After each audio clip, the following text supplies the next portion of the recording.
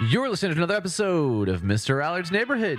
This is the place where you're entitled to Brad's opinion. And now for your host, Brad Allard. Well, good morning, y'all. We had a couple of technical things we had to work through, but we're on the air, and it's all good. No problems. We have Miss Tammy King from the Children's Advocacy Center, and she brought a guest. Sir, you're well-known to Grandview, so tell us who you are. Joe Perrin. I'm the program director there at the center. And you told me you were the principal of the high school and the Yes. superintendent. So everybody at that part of our listening audience is well familiar with you, the Fighting Zebras. Yes, sir. You know, I had a friend that went down and coached Steve Montgomery. Oh, yeah. Yeah. We've been friends for a long, long time. And I have some Grandview friends, and they like that little town. Yeah. Of course, it's not as little as it used to be. No, not quite. Yeah, so... But anyway, it's good to see you here. We're going to talk about the programs of the Children Advocacy Center. And Miss King, you got a big program coming up in about 3 weeks, do you not? Yes, we do. Cowboys for Kids is August 26th. Yeah, you can move the mic. It's okay. Yeah, August 26th. That's your big deal, isn't it? I mean, it's your biggest fundraiser, is it not? Yes, it's the one that helps us raise the most money for the direct services for the kids. So it's a really important event for the center. Yes, and this is, how many times have you all done this? I mean, this isn't your first time, certainly. No, this is our 27th year. Yeah, well, I know you've been doing it as long as I've been familiar with the Advocacy Center, but I didn't know it's 27 years. So that's pretty good. And so we're going to talk about all the programs, what they offer, what the money's going for, what y'all could do to help, what not, where, when, how it's being held. It's over in Cleburne, is it not? Yes, at the Cleburne Conference Center. Okay. We need one of those here in Burleson. I've been hammering on that for a couple of years when I have city council people on and say, hey, we need something like Cleburne has. But that's another story for another show. Anyway, we're going to run through the sponsors, and then we're going to talk about everything that y'all do. Thank you, CrossFit Burleson, 317 Southwest Wilshire. Go check out their website at crossfitburleson.com, and you can find out what kind of programs they have. They have new ownership, but they also have a lot of the same things you're familiar with, and same classes and membership plans and things of that nature. But they're also adding a couple of new things. So check out CrossFit Burleson. Also, Shandy Stoggs deal.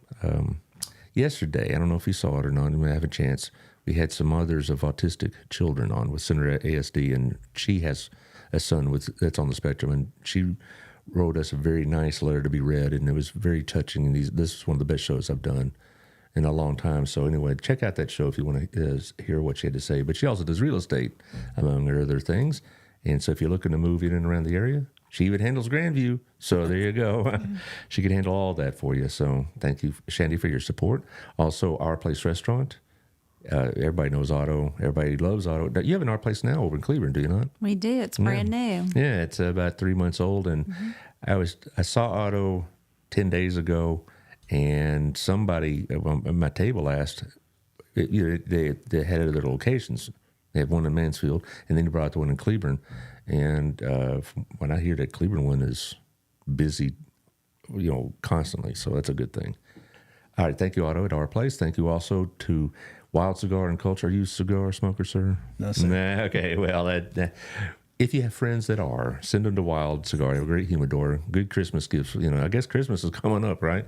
Who knows? Great Thanksgiving gift. I like that holiday better, actually. But Wild Cigar and Culture with the Standard, they're open early for the humidor, and it's got a great selection. They also got a great bar selection, so check out Wild Cigar at the Standard. Also, Tiffany Nico, the magazine's out. It's about business professionals, financial professionals this month. It goes to 30,000 homes. It's great advertisement. I talked to Tiffany about being an advertiser, and you're going to get a lot of good coverage in this area of the county. There's no question. So thank you, Tiffany.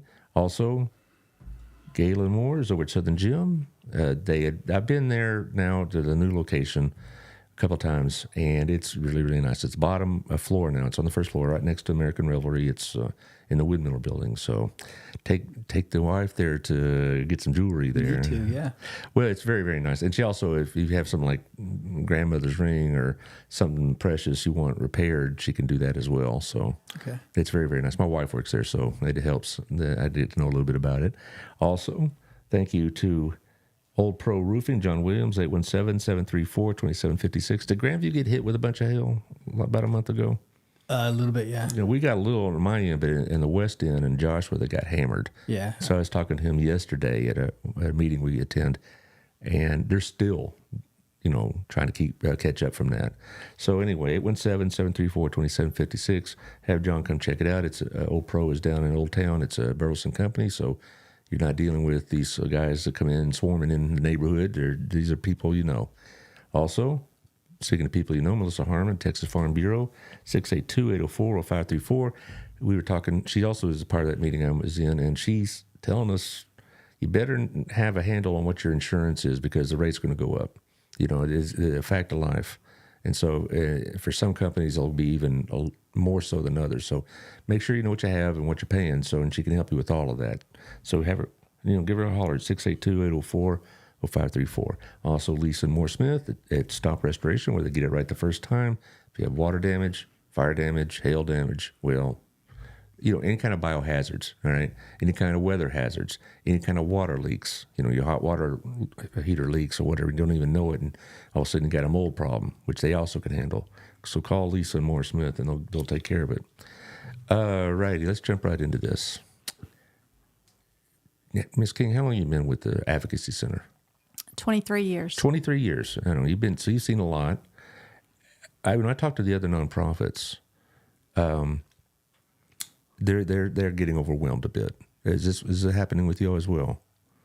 I would say based on this week, yeah, we're trying to kind of stay out in front of it. Typically in summer, we'll see a little bit of a break because when school's not in, educators make up over 50% of the statewide intake hotline reports for children. So when kids aren't in school, it slows down a bit, but I think it stayed really pretty steady this summer. And then definitely the last 2 weeks have been insane, and the kids aren't back in school yet, so I really don't know. Oh my. It's kind of a little alarming for us right now. Joe's been really busy. Yeah, it's gone up. We did 8 yesterday, so 8 interviews. Well, I was talking to people from Harvest House, Promises Community, Lisa Schwartz or Crazy 8, some of these peers you may know. And they said since really the beginning of the new year, their business has gone up like 50%. And they also said the financial end of it's hurting as well because despite what we read in the paper, the economy isn't as good as we're being told in the papers, because a lot of people are struggling. But now we'll get to the funding part of it in a bit, but I just was wondering if you were experiencing the same thing they were, an increase in business, so to speak. Yeah, I think we see our numbers are climbing right now. And I don't know, like I said, usually as far as child abuse goes, you kind of have it kind of bottoms out a little bit in summer, but that didn't really happen this summer. It stayed pretty steady. It didn't drop significantly. And now with it being as busy as it's been the last 2 weeks, I can just see the stress on all the team members because we're facilitating the work on these cases with about 23 different agencies on a daily basis. And Joe's kind of the one kind of coordinating all of that to make sure it happens for the kids. And we were talking about this morning, just the team was in there and they were kind of venting and just cutting up and laughing a little bit together just because when you spend so much time together and you hear such heavy information in regard to what's happened for kids, sometimes, you've got to really trust and rely on each other. So I think for us it's that vicarious trauma. And you mentioned, maybe I misunderstood what you said, but does child abuse decline during the summer? No, it does not decline. Okay, then I misunderstood then. Yeah. Because I was thinking it'd just be the opposite. Yeah, it doesn't decline. We don't get the reports. Okay. Because, all right, that's what you meant. Okay. Yes, okay. But I think the reports have stayed pretty steady all summer. Joe knows a little more about that part of it. We finished the school year about 45 interviews a month, and we stayed pretty steady, about 35, 37 during the summer. Well, see, I would imagine during the summer when kids are home, and I bet the climate has something to do with it. It's hot. People's tempers are shorter. You mentioned the full moon, which we're going to have 2 of this month. Thank you. It just seems that does, I would think, lead to an increase. My experience as a teacher is that I had situations during the school year, and I had access to counselors and whatnot to how to direct them to take care of certain situations. I had kids that may be in need of your services, but in the summer, I'm out of pocket. And so I just wondered if things got worse during the summer, more unreported abuse, things like that. Unreported cases definitely skyrocket in summer, and that was our challenge in COVID. Is teachers really didn't get to have those casual conversations and build those relationships one-on-one with kids because everything was virtual. And so what we saw during COVID was our suicide rates skyrocketed. And so we went from about 1/3 of our kids experiencing suicidal ideation to it was 47.88%. So it was almost half of our kids coming in. And so now with educators coming back in, that's another whole program where we've got a new grant person. We really value our relationship with the school districts across the county because the educators they're the first line of defense most of the time for these kids because they know them. They can sense when something's going on. They can sometimes gain the trust of the children, and the children will actually tell their teacher before they tell anybody else. What age group do you deal with predominantly? I know you deal with all the age groups, but which one is probably your largest segment? When we divide it for like statistical reporting, the ages 6 to 13 is the largest group. Because I dealt with older teenagers, 16, 17-year-old, 18-year-olds. And by that time, I've been told, and I noticed this as well, is that they were more prone either to have try to handle it themselves, or they have made adjustments in their life, or they moved out and moved in with somebody else or whatever, but they weren't in a situation where they were trapped in a home. So I didn't see it as much as a teacher of juniors and seniors. And when I saw it, it'd be because of usually physical evidence, a sign of abuse. It wasn't as much as like some 7-year-old, 8-year-old child confiding in a teacher. For me, for the 16-year-old, they're going to handle it themselves, particularly the boys. And the girls didn't want to get anybody in trouble. And so they would just not tell me as much. And then as I got to know them, and they would allude to something like their father or their mother came home drunk or used drugs, and I said, okay. They started piecing it together. But it wasn't the same experience my elementary school friends had, because they would say, this little girl came and was crying and telling me her father did this or her mother did that. So it was a little different way of, being clued in on what's going on. That was my experience. Is that pretty much what you heard from others? That's kind of hard to say. I was listening, kind of trying to process that information, but about 70% of our cases are sexual abuse, and sexual abuse is really, it's secrecy is such a huge component, and shaming. So a lot of times kids, a lot of them will never disclose. And then there are those that will disclose, but they'll disclose at a much later date and time. And so the team, that's something that we're always cognizant of when we interview a child. Sometimes they're maybe 12 or 13 and they're ready to talk about it, but the abuse occurred when they were 5 to 8 years old. I've had 2 or 3 episodes like that, and I was like, I had no idea, because this young lady would just come to school and she'd do her work, and we got along fine. She was, coping in that way, and I had no idea that this had been going on in her life. In fact, in some cases, I did not know until they, opened up about it on social media in some fashion. And I'm like, I had no idea. And I felt kind of bad about that, because I would have liked to have been of help. I'd have liked to have known that you were getting abused and, beaten or whatnot. But, they hit it well. Yeah. Well, I think part of that is the effectiveness of grooming by the perpetrators.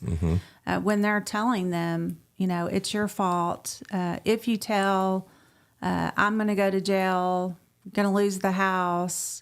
Or, they could be threatening them if you tell. It could be as simple as, I'm going to rip the head off your baby doll, or I'm going to kill your puppy, or I'm going to hurt mommy.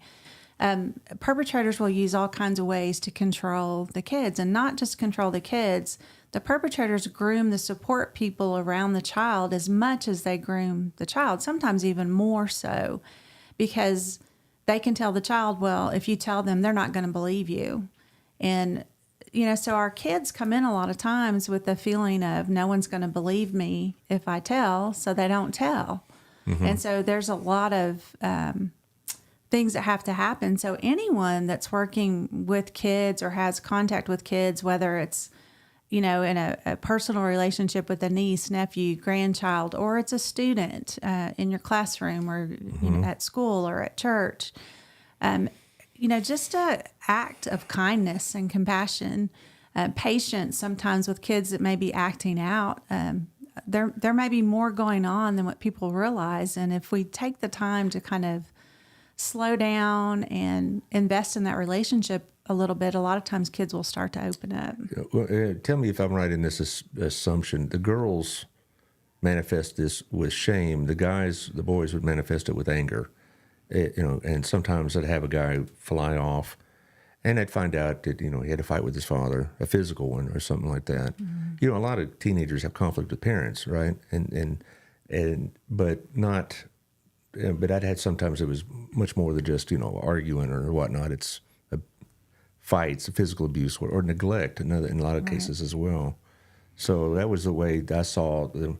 If I saw a young man that I knew was a pretty, normal, rational guy, be very, very angry, I'd say, okay, there's something triggering this guy. And sometimes it was not something worthy of y'all's attention. You know what I'm saying? It was just, he had a fight with his girlfriend, or something, life issue. But sometimes it was something else that entirely, and there's a real deep root there that may manifest itself in antisocial behavior. I think for our boys and our young men, it's really hard. I think they're the most challenging cases, especially when it's a sexual abuse case against a boy or a young man, because it really goes to the core of their masculinity, who they are, their identity. And I'll never forget, I was doing interviews at the time, and I interviewed this young man who tragically lost his life a few years back. But when I interviewed him, he told me he felt like the word freak was branded on his forehead and that everybody knew that he had been sexually abused. And so at that point in time, because he had been sexually abused, he didn't know if he was gay or straight. And he said that's what people thought, but he wasn't that. And so then he would try to overcompensate. And so I ended up getting in a lot of fights. And if people challenged what he thought it was they're challenging my masculinity, then he would just kind of lose control. Well, as a teacher and superintendent and principal, you saw this all the time, which doesn't surprise me that you have this background and you get in with the Advocacy Center. But you and I both had these experiences all throughout our career. And also it's difficult because as a teacher, you don't want to overstep your boundaries. Correct. You don't want to go, make assumptions, make accusations that this kid's being abused. And basically, you just threw an accusation on her parents when really there's nothing like that going on. Right. Just had to be pretty careful about that. Yeah, for sure. Yeah, I think it goes back to what you were talking about, and Tammy's always talking about, just trying to build relationships with kids, and like she's talking about being patient and not just taking things for granted. Those boys get angry. Those boys do crazy things. It's not always because of what we think it's from. When I started in Burleson back in 1988, and then went to the high school in 1990, Burleson was a smaller town, similar to Grandview, and everybody knew everybody. Right. So if I went, this guy's acting like a fool, I could go to the principal or go to a coach and say, what's the matter with this kid? Oh, his dad's a bum, or his dad is doing this. It seemed like people knew what was going on. Now that we're bigger, we don't have that same connections. And probably in Grandview, which is probably the next Burleson, so to speak. Right. You're going to have that same situation. Yeah. Oh, yeah. And we had teachers that have been there a long time, counselors that have been there a long time. So I see kids now that I was the principal for, and they've got kids in school. Oh, so. yeah. It's neat, isn't it? Yeah. Yes, it's great. Well, I'm just, when I started at the high school, we had a very, very veteran staff. A lot of Burleson residents that were teachers. So when I want to know something about a kid, I can go to like the math teacher and say, who's been there for 30 years. Oh, I taught his brothers, and this is what's going on in their home and that kind of thing. But it was harder and harder to do as we got bigger and bigger, and classes got bigger and bigger and that kind of thing. So, it's one of the side effects of growth, and I promote the growth of Burleson, but that is something we have to make a more overt effort in keeping connected, So y'all conduct like training programs for the schools and the school districts? Yes. In fact, Joe has been super helpful in coming in. We had a brand new grant position where we have a school education liaison, and Joe's really helped kind of reach out to all the different superintendents. Well, he knows everybody, right? Yeah. So yeah, right. he can tell you a little bit about all the districts that we've been in, because he's got a couple of going on right now that are happening this week anyway. Yeah, we're starting in Grandview, Rio Vista, Venus, and Keene. Well, Venus is another town that's growing rapidly, and they're having the same situations. There's a lot of stress when towns grow, as you well know. But I remember in the last few years of our in-service training, and I used to really not enjoy in-service training. Sorry, I know y'all put a lot of effort into it, but when you're a principal and superintendent, I'm sure y'all enjoyed it more than we did. But but we did start having in the last few years abuse awareness type training, which was useful, which is good training. That's kind of training I don't mind. All this other stuff about curriculum management and blah blah blah. Who cares? But as far as like that kind of real concrete stuff, that really made a difference, because it opened me up like, oh, I need to be paying attention to this behavior pattern. Yeah. It's not always going to be so obvious. I had kids every now and then. It's not a common thing, but every now and then come in and did signs of physical abuse. But that's easy to spot, but the other types are not. And so I did find that training very, very useful.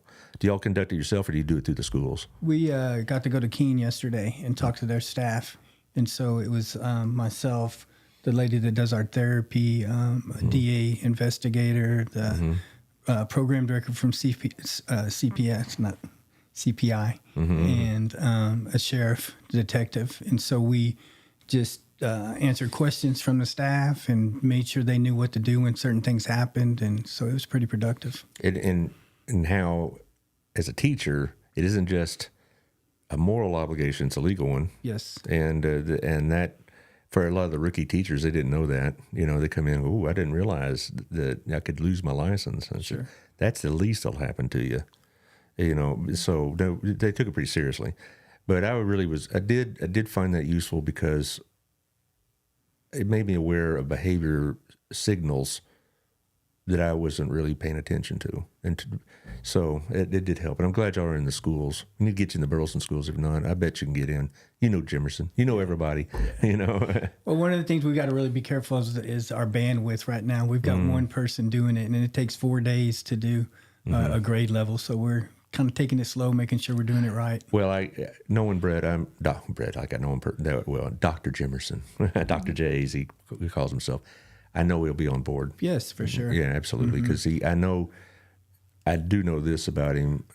He was very, very serious about this being an issue in our schools and for us to deal with it. Yeah. So, our turn will be coming, I guess. Yes. But of course, with a bigger school district like ours, it'd be more training necessary. Yeah. What Joe was referencing to is we have two level of school programs. One is for faculty and staff, to really take a panel of experts that can walk them through every kind of scenario they may face within the school year. And so they know who to call, what to do, how to document, when it's call law enforcement versus CPS report.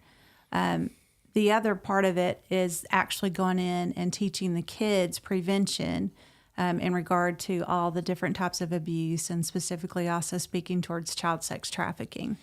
Yeah, and that's another thing that's coming up a lot is the child trafficking. I don't think people realize Johnson County is really a prime spot for traffickers because of our location on the highway on 35, and also our proximity to Fort Worth and DFW as a whole. People think that didn't happen here in this country county, but that's not what I'm being told by other people like yourself in all these various other activities. It's getting to be a real crisis. Yeah. It used to be that we had a handful of cases in a year, and now it just seems like every month we've got, some of them coming through the door, and you're like, what happens? And it seemed like during the time of COVID, perpetrators really found very creative ways through online approaches to reach our kids, to groom them and lure them out. And we had one kid recovered in Houston. We had another that was found in a hotel in Joshua. And I'm just trying to think of some of the more recent ones, but yes, Louisiana. Louisiana. So, and then we had a case that was in Florida, but the mother was trafficking her own child to someone in Florida. I just can't put my mind in that level of depravity. Honestly, when I hear these kind of stories, like, how does one become that depraved? But I guess y'all deal with this more often than you want, this level of just moral decay. I just can't grasp it, and I guess that must be tough. Well, it's good that you don't, because the one thing that we talk about all the time is if we ever reach a point where we understand it, or we probably don't need to be doing the job. It's interesting though, because you bring that up because I asked the other nonprofit leaders like Jennifer Woods at Harvest House or Debbie Beeman at Promises, the ladies over at Next Step, et cetera. How do you not take this home with you emotionally? Well, I think it's really a testament to our team and our staff that just like I was saying this morning, the team was gathered. They've been together. This is their third day. Third day of long interviews. Yeah, of just, typically an interview runs with a child. You talk about an interview with a child, okay. With a child. Right. A forensic interview runs usually somewhere about an hour for a child that's a little bit older. We had interviews running a couple of hours each this week. 3 hours yesterday, yeah. Do you ever just feel like you want to take that groomer, that trafficker, and just beat the daylights out of them, or worse? I think anyone that cares about kids, you deal with that kind of immediate gut emotional reaction to it. But it's just learning to kind of temper that. And then I think for me personally, it's my faith that, it's like I can lay that down at the foot of the cross, and I'm, God's a whole lot bigger than I am. And just learning that. But there are people in the field I know that don't have that faith. And I would think for them it's probably a lot harder. And so it is, like for Joe and I, it's good. I know we have the same mindset, the same attitude. And I can walk into Joe's office and say something, and, Joe will be like, let's pray about it, And we do different things for our team. We're on Thursday mornings. If anybody that wants to come in, it's an open, volunteer, nothing's mandatory, where they can come in and sit and be encouraged. Pastor Joe Artie's been coming for 22 of my 23 years. But I think, like it's simple stuff like this morning where you can just sit as a group and kind of laugh and cut up and kind of keep the balance of life in check. And you do have to be disciplined about trying to lay it down when you go out the door. And you need to have a very healthy life outside of your workplace. You really have to, that's one of the things in our interview questions is tell us about your support system. What are the things? And we can't hire someone that doesn't have a really strong support system. Well, Joe and I both could tell you, though, as teachers, we had to learn how to leave it behind at the schoolhouse because... or in your case on the field or whatever. And because if you took everything home with you emotionally, you'd be a wreck, and it would affect your family. And I confess that in my early days, I had a hard time with that. And then in my later part of my career, I also they started coming up more and all these other pressures, and it affected the home life. And so it was a hard thing to do to, in that 10, 15-minute drive from the school back to your home, to lay it behind you. And I just wonder how y'all do it, because some days I didn't do it well. Yeah, there's days that you don't. But I think you really got to celebrate the things that are positive too. These kids are getting therapy. They're going to be successful in life. Just like when they graduate from therapy, they paint their hand and they put their handprint up on the wall, and every handprint has a story. I mean, we really try, because where I'm located and where those interviewers located, you don't see all of that. You're not talking to the kids. So we really try to go out and make sure that we have an opportunity to see the positives and see the difference that it's making, which is no different than teaching or anything else. You're in it for the kids and you're in it for the families. Let's go through the mechanics of what y'all do in a sense. How does a child get an interview, become part of your program you have access to? I mean, is it like a police officer? Is it a school counselor? Is it maybe a grandmother, who sees what's happening to the grandchild? This kind of thing? It can be all of that. But typically what happens is someone's either going to make a report to law enforcement or they're going to make a report to the Child Protective Services hotline, which is called statewide intake. If a report goes to statewide intake and it involves abuse of a child, then typically we're going to get a copy of all those reports at the Advocacy Center, just like law enforcement and child protective investigations. And so Joe has a staff member that's called Statewide Intake Coordinator, and every morning they go through all the hotline reports that have come through, and they're pulling out the ones that meet our case criteria, and they're going to reach out to all of our team members. So our Crimes Against Children detectives, Child Protective Investigations, Juvenile Services, County Attorney, District Attorney, anyone that would be involved in the active kind of casework on that. And they have a discussion regarding the need for that child to come in for a forensic interview or not. So they make a team decision, and then that case can be brought in at that point in time. They can be scheduled. Other ways are if it's strictly law enforcement, meaning it's not a family member or someone that lives in the home that has access to a child. Maybe it's the neighbor down the street that is offending the child. Well, that's not going to be a child protective investigations. They're not involved when it's not a family member or someone who has access to large groups of children. Now, in my mind, I just figured that, some concerned adult in whatever fashion would call you and say, I got a kid and that's getting abused and he could use your services. Is that a simplified way of putting it? We get those phone calls and we just walk them through the channels of what they do, because typically every case that reaches our doors comes through either law enforcement or child protective investigations. But a lot of times it will be someone that reaches out to us saying, hey, this is going on, I don't know what to do. And anybody on our staff can walk them through how to make the report to law enforcement or a hotline report. Okay, so you go through the interview. You said, okay, this child needs our help, and we can do some good for him. What happens next?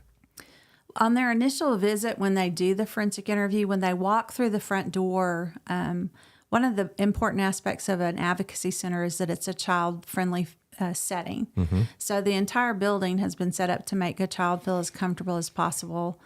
So when they walk in, typically they're going to get hit with kind of the bright colors in the lobby, friendly staff to greet them. Our therapy dogs and canine advocates are in the building, so it really kind of takes their mind off why they're at the center. So our intake person will start doing the paperwork. Meanwhile, down where Joe's at, the team has come through a different door, and they're doing what's called a pre-staff. And they're discussing the allegations of the case, how the report came in. Is there any past criminal history with actors? Has this child been interviewed at another advocacy center before? Looking at all those kinds of things before the forensic interview takes place.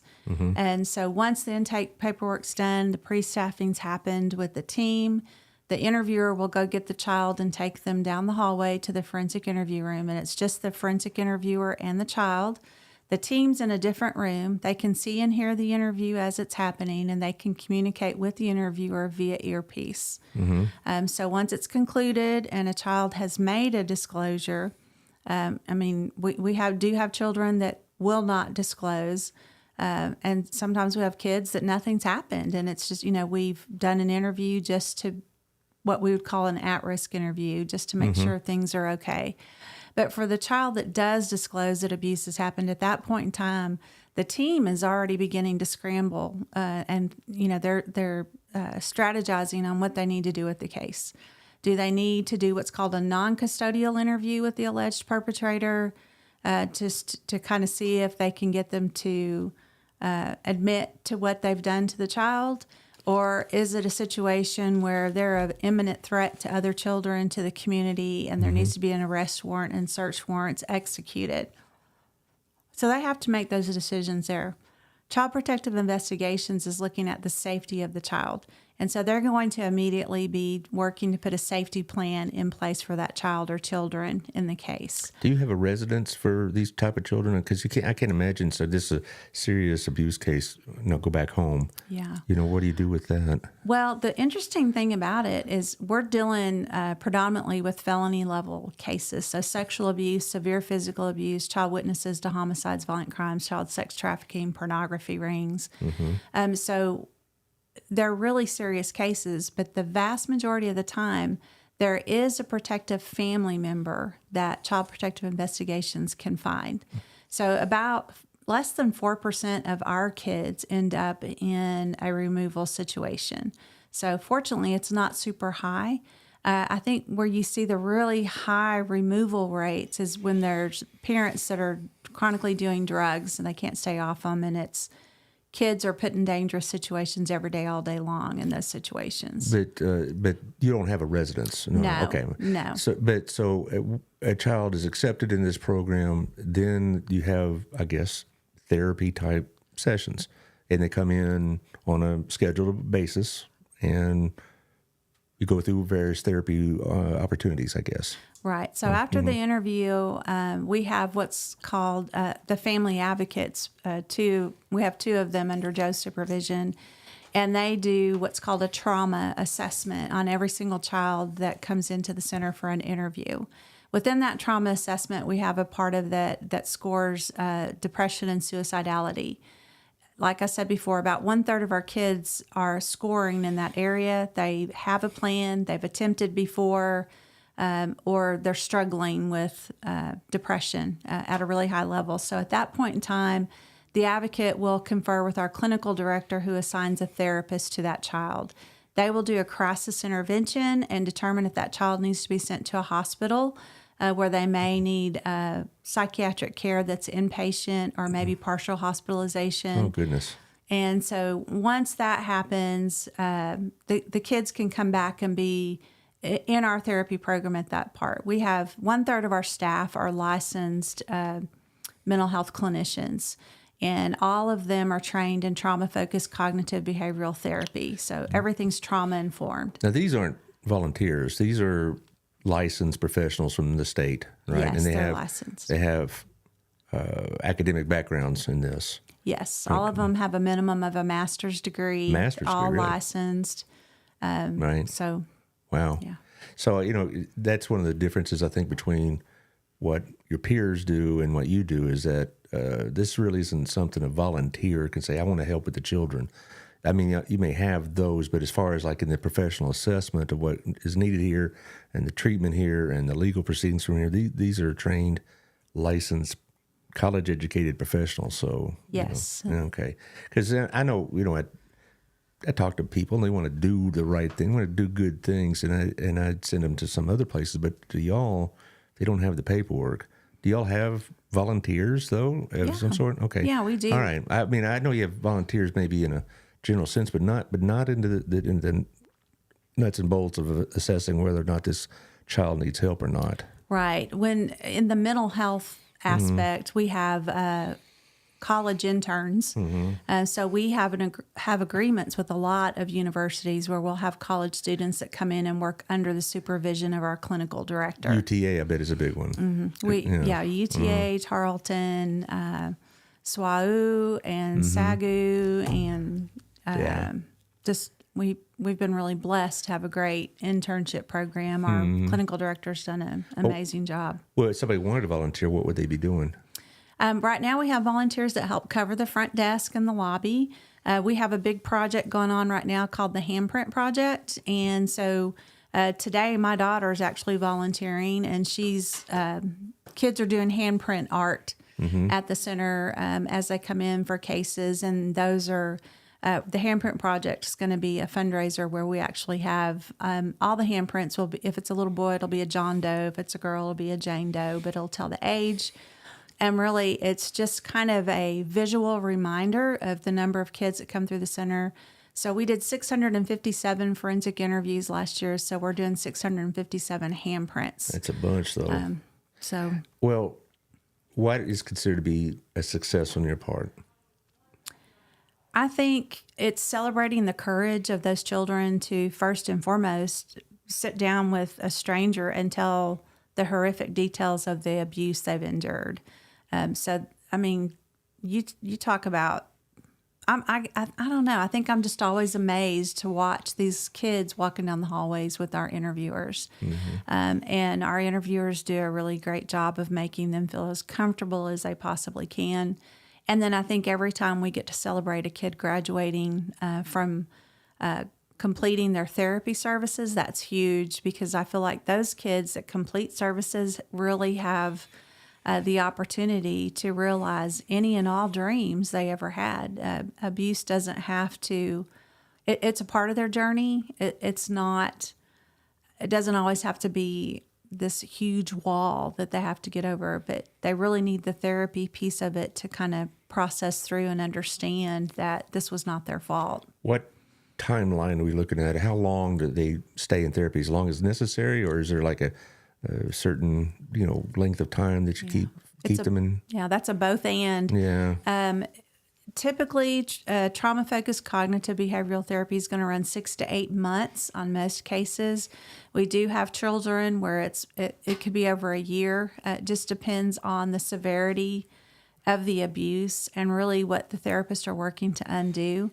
And really, we're undoing that grooming, the lies that they don't have any worth or value, that it's their fault.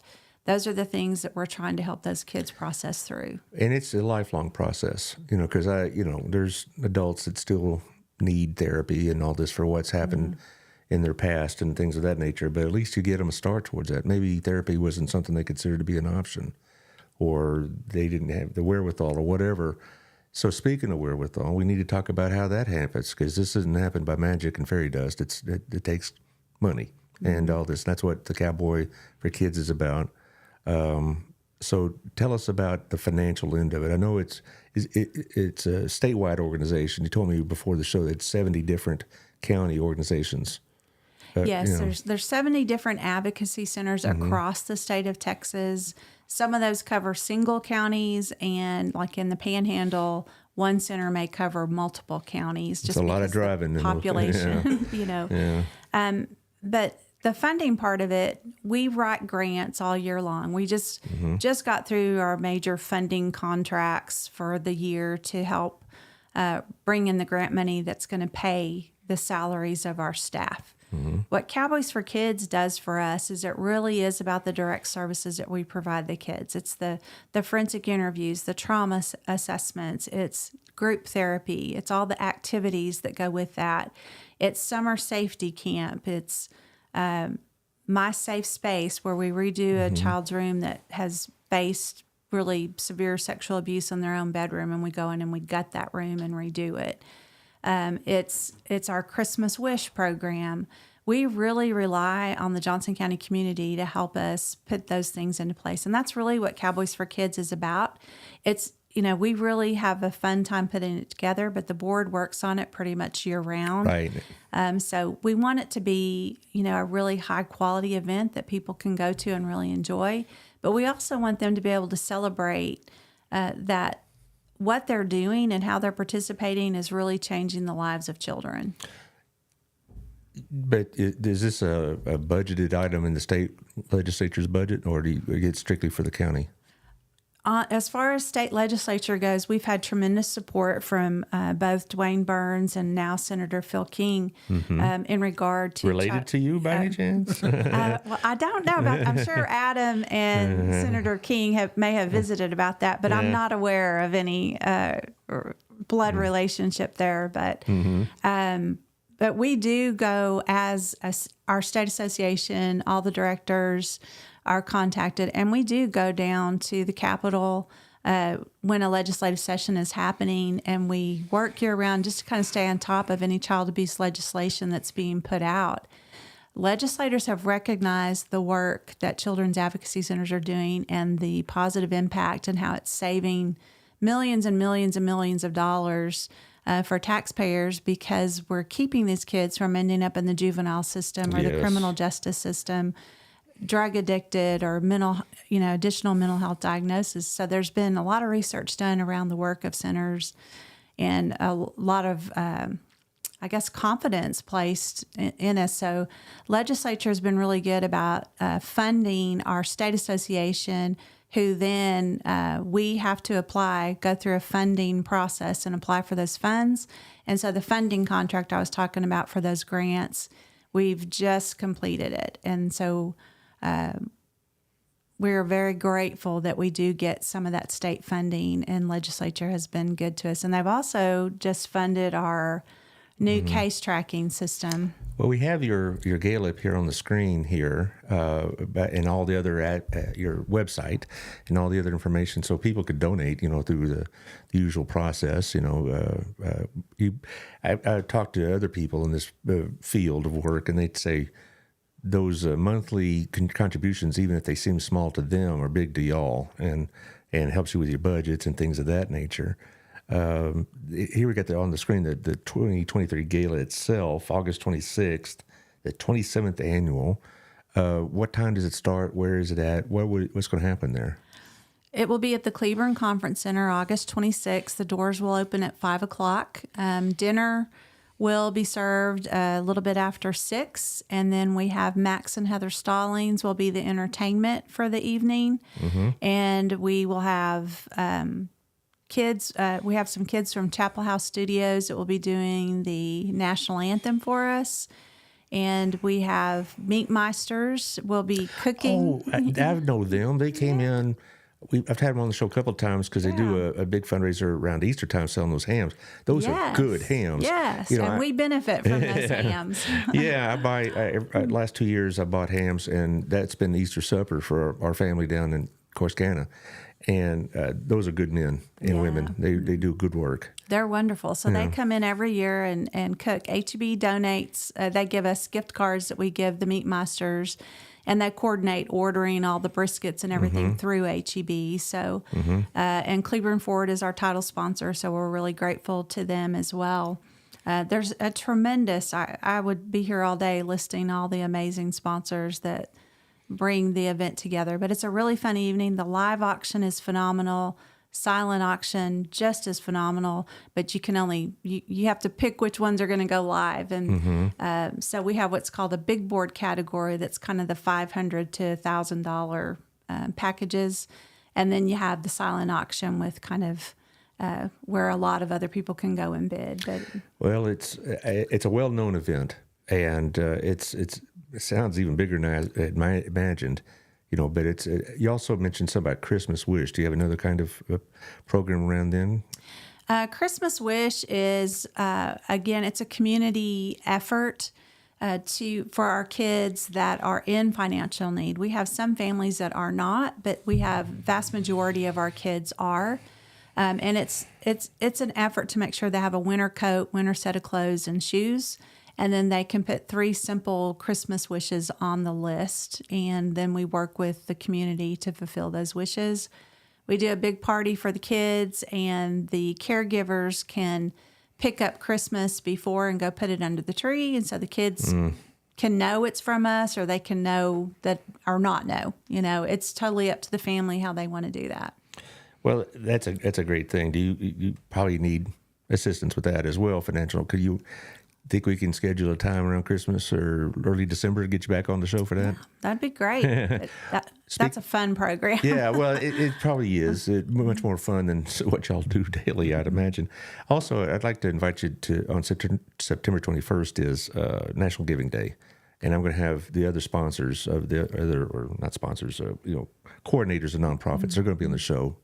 We did this last September, and I had about 7 of them, and they're all sitting around, and we're all having coffee and croissants or whatever, and it was really touching just how much they root for each other and pull for each other. Yeah, we have the best nonprofit community, and we try really hard to support each other. And because it's not, our families don't just get services from us. If we end up with a domestic violence situation and we've got to get a family moved somewhere where they're safe, we know we can reach out to the Johnson County Family Crisis Center. If we've got a situation, it's a Burleson family and they need food, we know we can call Jennifer and we can get them over to Harvest House. If they're in Cleburne, we can send them Operation Blessing. Right. That's I've told this many times, so people may get tired of me saying it, but being in my position, sitting in this chair, and I get to deal with all the nonprofits, I'm moved and touched just to how many people serve this community in a nonprofit or a service way of doing things.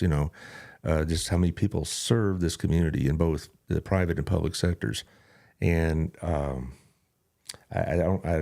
hope rather, let me put it this way, I hope we don't ever take that for granted, because I don't know if every other county has this kind of level of support. I don't think they do. I remember when I first started working at the Advocacy Center, I would get a call every year from the Star Telegram, and they would want to interview me about how philanthropic our county was and what that meant as a nonprofit. And I think that, it really speaks to the people that are working within those agencies, but it speaks to our community overall. There are a lot of really good people across Johnson County. Right. So I think even though we do hard work and we're hearing some tough content, I think, again, having that life outside the center, I get to encounter so many amazing people when we do our events. And we did summer safety camp this summer, and we brought in overcoming obstacles, and I was watching them come in, and people give us discounted prices or free if they can do it, but we get to work with some really, really amazing people. Joe, you've been an ex-school teacher, principal, et cetera. You still probably had a learning curve when you joined this group, no doubt. Yeah. And so, but how is it different? How different is it from what we experienced as educators? It's a lot of different acronyms, just like in education, Oh yeah, I'm quite familiar with that. Yeah, and just trying to learn, because there is 22 different agencies, and so the law enforcement do things one way, CPS does something another way, and we're kind of in the middle of all that, trying to coordinate everything. So it's just taking a while to get that. Well, but surely our experiences at least equipped us to some degree.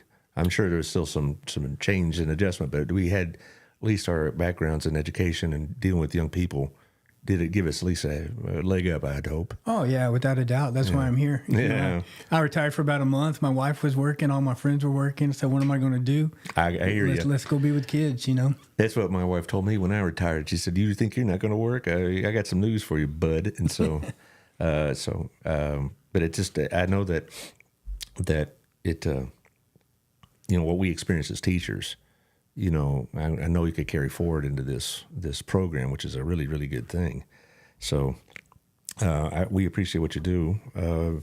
Obviously, y'all do tremendous work in a very difficult environment, and I appreciate that. Anything you like? We're about to run out of time here, so is there anything that you want, summarize for viewers? Some viewers catch us at the beginning, some catch us at the end. So anything you'd want to summarize for the vast listening audience to know?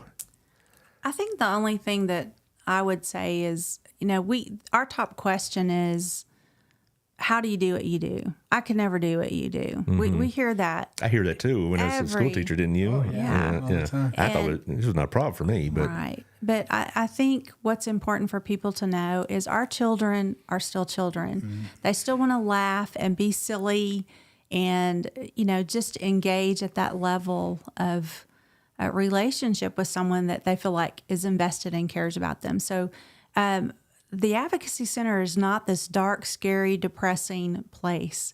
It is bright and cheery, and children are laughing and playing with the dogs and engaged with the staff. Yes, they have to come talk about difficult things, but it is the start on their journey to healing. And typically, by the time their forensic interview is over the first time, and there's been so much care given to them, and so many professionals have poured into them, that at the end of that first initial visit, we have a lot of kids that don't want to leave.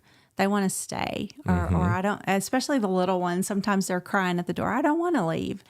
So I want people to understand that we have this incredible team that has the passion and the commitment to do the hard work out in the field. We don't have to go out in the field. The Advocacy Center staff, we are the forensic interviewers, the family advocates, the therapists. So we're working with them once they hit our doors, but we're not going into scary, dangerous places or having to look at horrible images of pornography.